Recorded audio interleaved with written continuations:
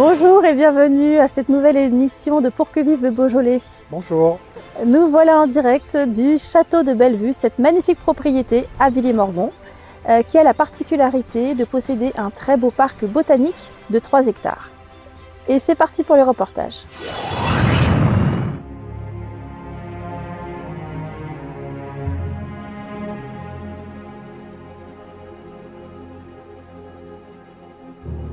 Donc ici on se trouve devant l'église de Fleury. Donc l'église de Fleury, c'est une église du 19e siècle qui a été construite dans les années 1860 par un architecte qui s'appelait Tony Desjardins. Donc l'église de Fleury, c'est une église dans le style néo-gothique, néo-XIIIe siècle. Le XIIIe siècle, c'était considéré par les architectes du 19e siècle, notamment Viollet-le-Duc, comme l'âge d'or de l'architecture. Donc on voit ici que l'architecte s'est inspiré des modèles de l'architecture gothique de cette époque. Alors on voit que parmi les détails néo-gothiques, on retrouve les gargouilles. Alors celle-ci, c'est pas tout à fait une vraie gargouille dans le sens où normalement l'eau sort par la bouche des gargouilles. Ici, en fait, on voit que c'est simplement un décor qui a été réalisé, mais néanmoins, ça confirme bien l'inspiration et tout le soin qui est apporté aux détails de cette architecture. Et la construction de cette église, elle résulte en fait de deux facteurs principaux. Le premier, c'est le développement du vignoble et l'expansion démographique du 19e siècle, qui explique que l'ancienne église qui était présente était trop petite et qu'il a fallu en construire une plus grande. Et puis la deuxième raison, c'est le renouveau religieux du 19e siècle qui fait qu'on a souhaité reconstruire de nouvelles églises plus grandes, plus hautes. Ce qui est important, c'est que ces églises, elles sont très présentes dans le paysage. Tous ces clochers des églises néo-gothiques ou en tout cas du 19e siècle, on les voit de loin. Et c'est assez intéressant parce que en fait, il y a une sorte d'émulation et l'idée, c'est de vouloir intégrer l'architecture dans le paysage. Donc sur cette église, on s'est occupé du lot maçonnerie, enduit et pierre de taille. Donc nos travaux ont consisté à piquer les enduits qui existaient et à refaire des enduits à la chaux dans le respect des méthodes traditionnelles. Sur ces enduits à la chaux, donc, on est venu appliquer des badigeons qu'on peut voir sur l'église sur le premier panneau et également sur la bibliothèque qui faisait partie du chantier. D'accord. Là, c'est ce que tu... Jérôme donc, qui a été présent tout le long du chantier, autant au niveau des enduits que de la réfection des tailles de pierre. Là, ce matin, il est en train de reprendre des badigeons. Donc ces badigeons, ce sont des décors et avec l'architecte du patrimoine qui est en charge du projet, on a essayé de retravailler sur des motifs et des couleurs pour se rapprocher et être le plus pertinent par rapport à ce qui était à l'origine sur ce bâtiment-là. C'est des motifs peints avec des badigeons qui représentent l'angle du bâtiment pour lui donner un peu plus de volume au milieu de la place. Ça assoit le bâtiment, on fait la façade et après on habille les angles du bâtiment pour faire ressortir un peu, pour le mettre en valeur. C'est un petit effet trompe-l'œil, non? Voilà, là on joue un peu avec les ombres. On essaye de lui donner un peu le trompe-l'œil. Oui. C'est comme ça se faisait il y a quelques années, mais ils faisaient ça en relief. Nous, enfin, c'est pas nous maintenant, mais il y a eu une période dans l'histoire où ils faisaient les décors peints à base de badigeons à la chaux. Et du coup, on reprend les techniques qui se faisaient autrefois, quoi.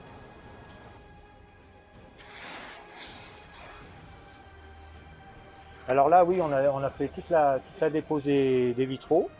et ils sont partis en restauration pour restaurer complètement. Donc on a changé tout le réseau de plomb, changé les pièces cassées, garder au maximum tout ce qu'on pouvait. Puis, donc on peut observer de près tous les détails de restauration.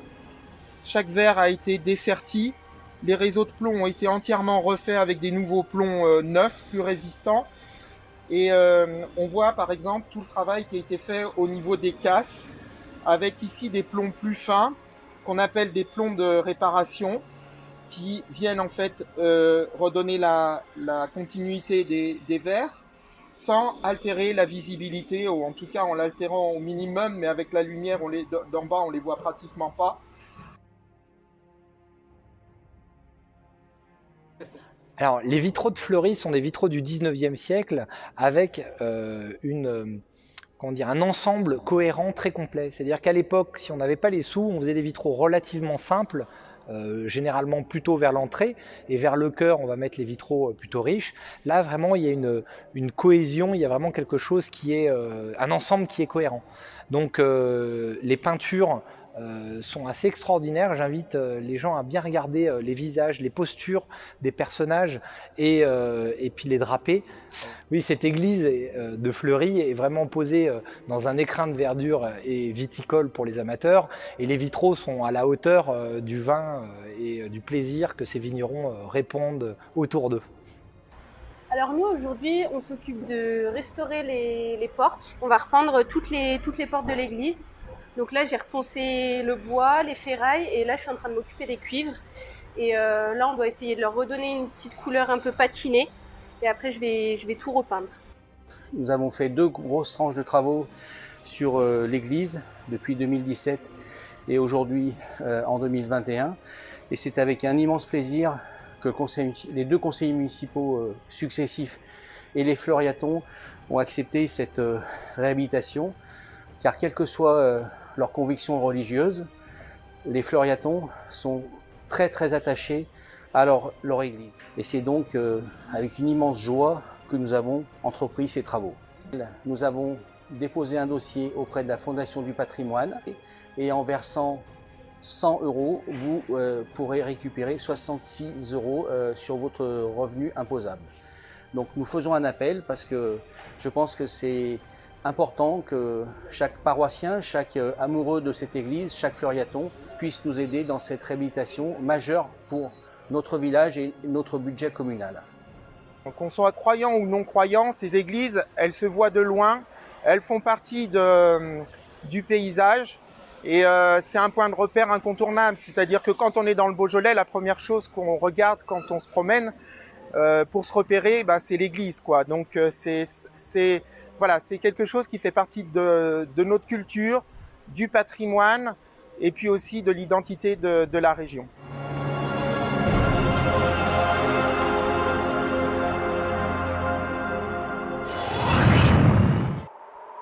Vous vous demandez ce que cherchent ces personnes, ce qu'elles regardent, ce qu'elles attendent.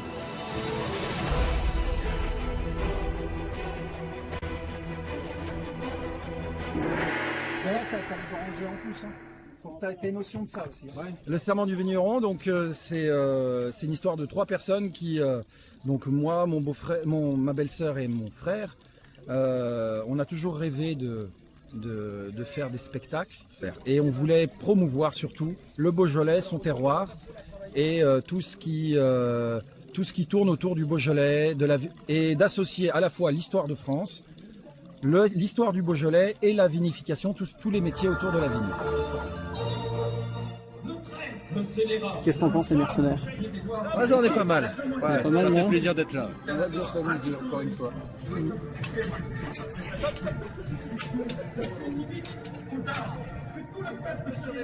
Et suce au château du Beaujeu.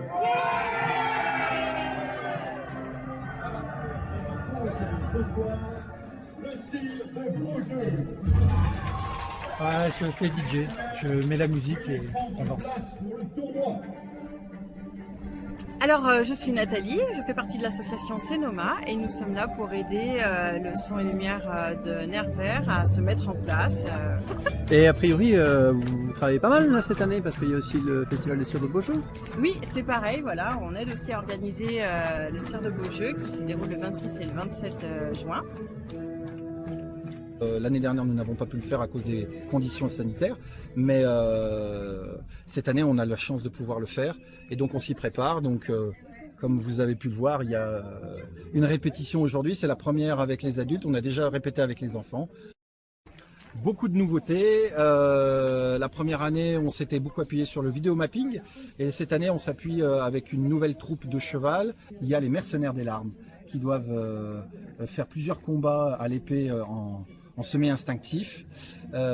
Beaucoup plus de bénévoles. Nous étions une vingtaine de bénévoles l'année dernière à jouer. Aujourd'hui, on est une 70.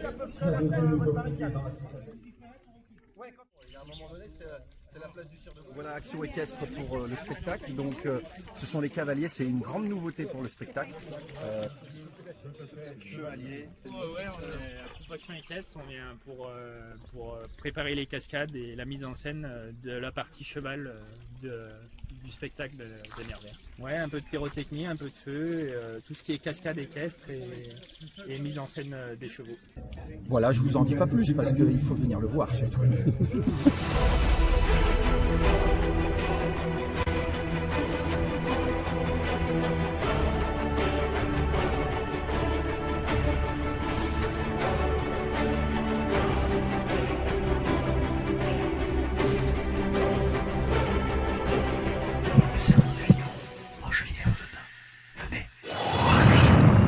Oui, une belle initiative où on voit que des bénévoles s'investissent et prennent plaisir à faire vivre la culture et le patrimoine en Beaujolais.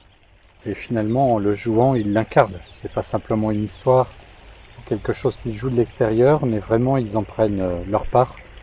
Et je pense qu'il y a, pour y être allé déjà une fois, eh bien, il y a une bonne ambiance aussi avec tous les participants, tous ceux qui se donnent dans ce spectacle, une belle unité, une bonne ambiance, avec des bénévoles généreux. Et d'ailleurs, je pense que vous pouvez faire partie de ces bénévoles encore. N'hésitez pas à vous investir. Voilà, un chantier passionnant qui se mène à Fleury avec beaucoup de corps de métiers différents et un véritable bijou à faire revivre. Oui, c'est vrai que la mairie a fait un énorme effort depuis 6 ans en restaurant toute la toiture, les hauteurs, les vitraux, maintenant le rez-de-chaussée. Et surtout pour cette église de Fleury qui, quel que soit le lieu d'où l'on vient, eh bien, apparaît comme un vaisseau, un clocher qui domine tout le village et qui semble, soit quand on vient du haut, nous entraîner vers le large, soit lorsqu'on vient plutôt de la plaine de l'Ain, eh bien, nous entraîner vers les sommets. Et c'est vrai que les églises sont souvent un beau repère dans les villages. Ouais, un repère qui façonne le paysage et l'histoire. C'est ça, et puis c'est vrai que beaucoup d'habitants sont passés par là pour leur baptême, leur mariage, accompagnent leurs anciens pour les funérailles, et du coup, eh bien, c'est le lieu commun à la fois pour tous les chrétiens pratiquants et en même temps pour ceux qui passent par là dans les étapes de leur vie. Et nous partons pour la rubrique Histoire à la rencontre d'Humbert III, sire de Beaujeu. Donc Humbert III, comme le Pierre vénérable, l'abbaye de Cluny le décrit, c'est un être turbulent, tourmenté.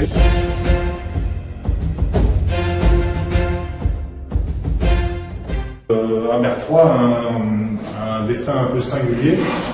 Il a beaucoup intrigué les historiens, puisqu'on le retrouve à la fois donc, autour de 1135-1137 à la tête de la seigneurie de Beaujeu. Et c'est une période où les seigneurs aux alentours, qui voient un petit peu sa faiblesse, vont l'attaquer.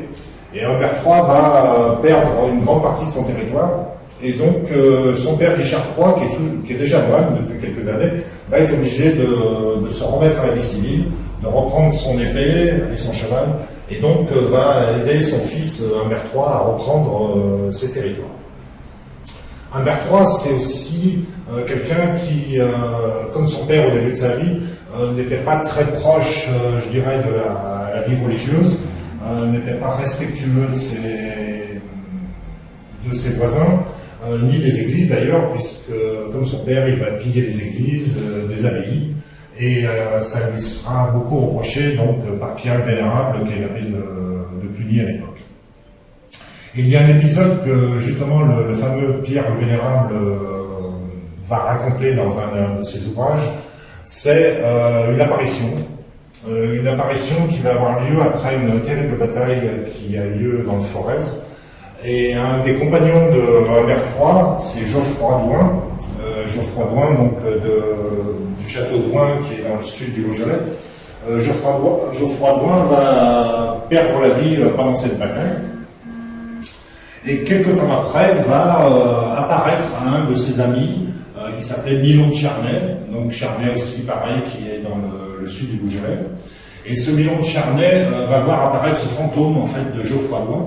Et Geoffroy d'Ouin va lui dire qu'il est très déçu par son ami, son ancien ami, Humbert III, qui, par sa vie tumultueuse et sa cruauté, ne respecte pas ni son père, ni la mémoire de son père Richard III, ni Dieu.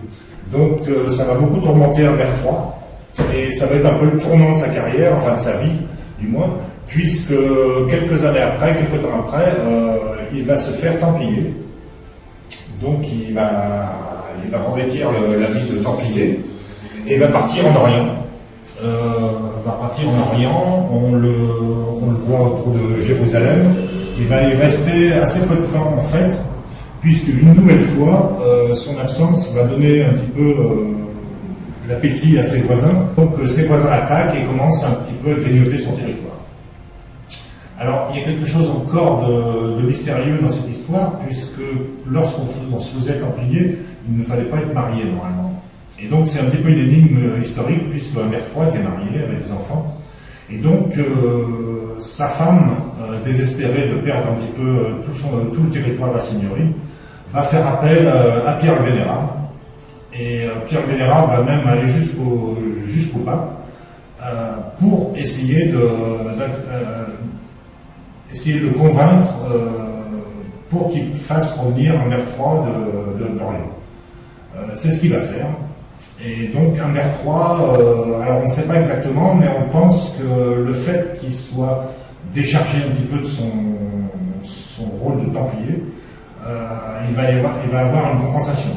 Et cette compensation, beaucoup d'historiens pensent que c'est la création de l'abbaye de Belleville, dont on peut encore admirer la magnifique église, et qui deviendra par la suite la nécropole des Sieurs Beaujeu. Mais on pense surtout en fait que le fait de décharger de sa charge de templier est en fait la cause de la création de la commanderie de Belleville, puisque Humbert III va créer aussi la seule commanderie du temple qu'on connaisse dans le Beaujolais. C'est la commanderie qui était juste à la sortie de Belleville, au nord des remparts. Et on en a encore un petit peu une petite trace au lieu-dit Sainte-Catherine, qui est entre Saint-Jean-d'Ardière, Tapenat et Belleville. Mais il ne reste ni la chapelle, ni bien sûr la commanderie qui est tournée en ruine.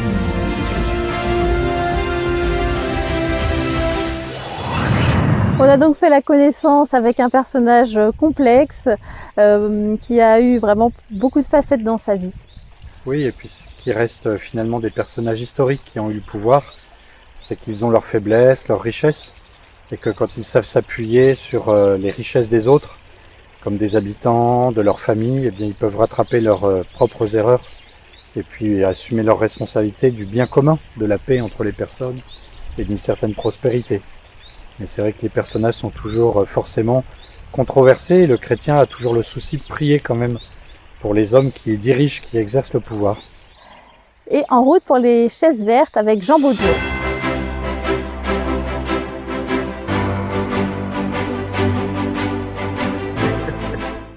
Bonjour à tous et bienvenue à l'interview des chaises vertes aujourd'hui avec Jean Baudieu depuis le hameau Saint-Joseph à Villiers-Morgon.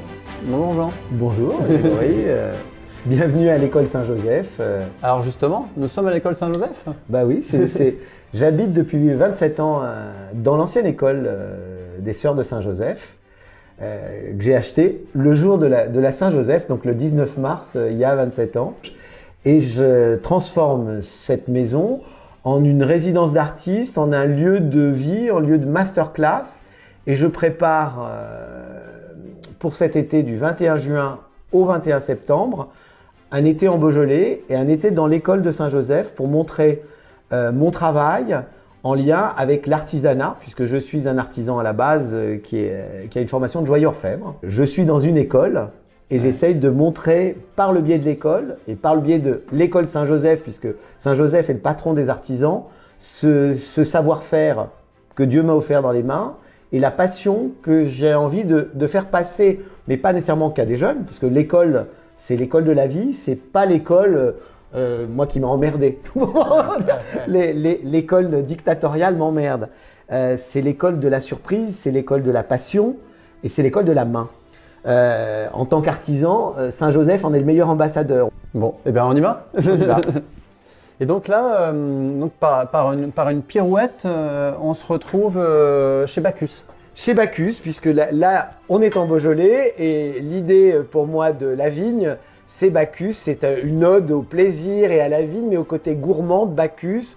Donc c'est des fêtes bachiques, mais c'est quelque chose qui est aussi une évocation de l'arbre de vie, le sarment de la vigne. Mais en même temps, quand je peins une vigne, c'est pas parce qu'elle n'est pas en or, elle est dans le côté, j'ai utilisé la feuille de cuivre pour le côté lumière. Puisque pour moi, le Beaujolais est un terroir de lumière. C'est un terroir de saveur, mais sans lumière, sans soleil, le vin, il n'est pas. Bon, alors maintenant, on va se projeter dans une nouvelle ambiance. Eh ben, allons-y. Suivez le guide. Et alors, là, je suis dans le Grand Maulne. Hein, dans le Grand Maulne, un peu. J'ai suivi, je découvre des choses. On est dans une nouvelle pièce, une nouvelle ambiance, une nouvelle féerie. Alors ici, c'était l'ancienne salle de gym de l'école. Donc il y a de la hauteur sous plafond, comme vous pouvez le voir, on est à près de 5 mètres. C'était mon ancien atelier. J'avais 6 personnes ici et on travaillait. J'avais mon établi et autres avant que je déménage de l'autre côté. Et j'ai voulu garder le côté atelier, mais atelier plus de dessin. Et dans cette salle, pour l'exposition, elle sera dédiée qu'aux oliviers. Donc les oliviers, et en clin d'œil, il y a ce grand panoramique de Venise que j'ai fait, qui est imprimé comme les panoramiques de Zuber, c'est du papier peint qui est fait dans la région, mais qui est tiré d'un dessin d'enfant que j'ai fait quand j'avais 13 ans. Alors, ce qui est très beau aussi, je trouve, au niveau de l'ambiance, entourer ces oliviers, c'est aussi que je trouve que c'est vraiment un témoignage de cette, au niveau ressenti de cette richesse du Beaujolais, parce que on n'est pas dans un musée, encore une fois, on est dans un atelier, mais il y a une telle atmosphère qu'on a même envie de se poser et de prendre un verre de Morgon, un verre de Chirouble et de prendre une salade assaisonnée avec une huilerie de Beaujeu. C'est l'idée d'un café gourmand avec une tarte au sucre ou une tarte aux pralines ou carrément une simple tarte aux pommes ou une confiture du cru. Et j'aimerais arriver à transformer cette école Saint-Joseph en un lieu de vie improbable. Et ma finalité, c'est de faire passer la passion que j'ai eu la chance de découvrir, mais par des rencontres humaines. Quand je suis dans un atelier à Lancier, quand je suis dans un atelier à Lyon, ou quand je vais faire mes papiers peints à Saint-Georges-d'Espérance, ou quand je suis dans des ateliers à Saint-Thierry ou à Limoges pour faire de la porcelaine, ou même quand j'étais dans un atelier en Chine, on n'avait pas besoin moi j'avais pas besoin de parler de chinois ou j'avais pas besoin d'être porcelainier, c'est le langage de la main. Le langage de la main n'a aucune frontière. Bon, alors on va laisser justement cette porte du bonheur ouverte et on va aller en franchir une nouvelle pour aller voir la 3e ambiance. Et voilà une nouvelle ambiance dans l'atelier. L'atelier où tout commence. Puisque ça, c'est mon établi de bijoutier que j'ai depuis plus de 40 ans, qui a son vécu, sa sueur, on va dire ça comme sa patine. Donc, quand je fais des pièces, je travaille ici simplement la cire.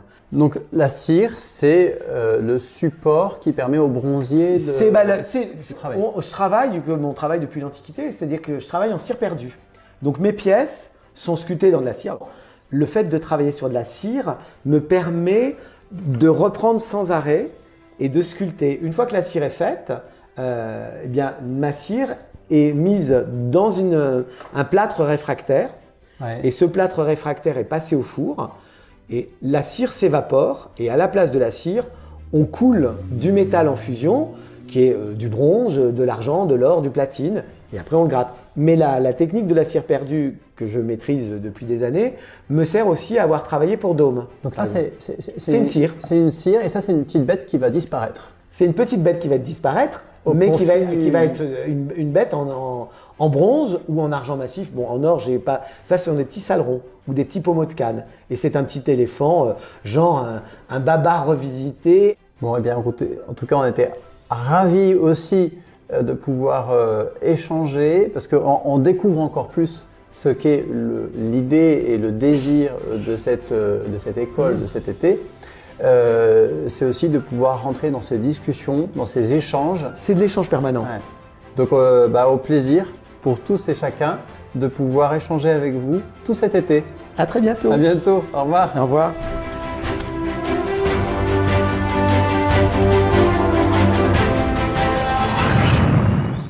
Jean Beaujeu qui nous a fait découvrir un univers riche, un atelier foisonnant avec beaucoup de facettes.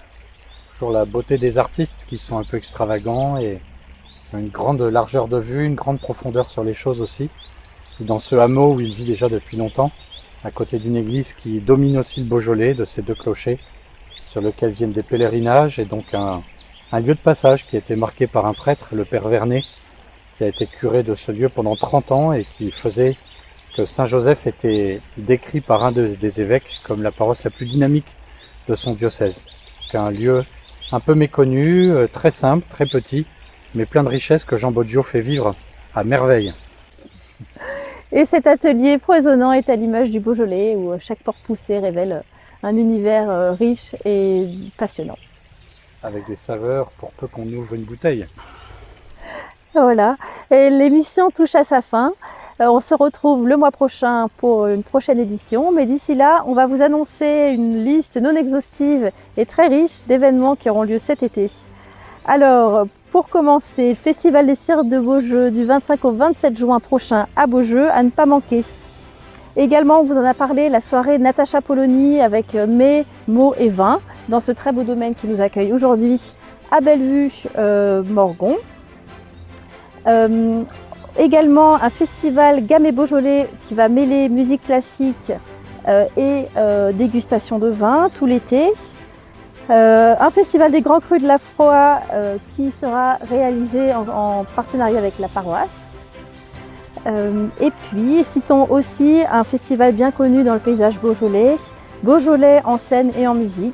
Là, qui sera une invitation à découvrir une programmation variée, musique classique, jazz, musique du monde, théâtre. Et voilà, et encore beaucoup de belles surprises à découvrir.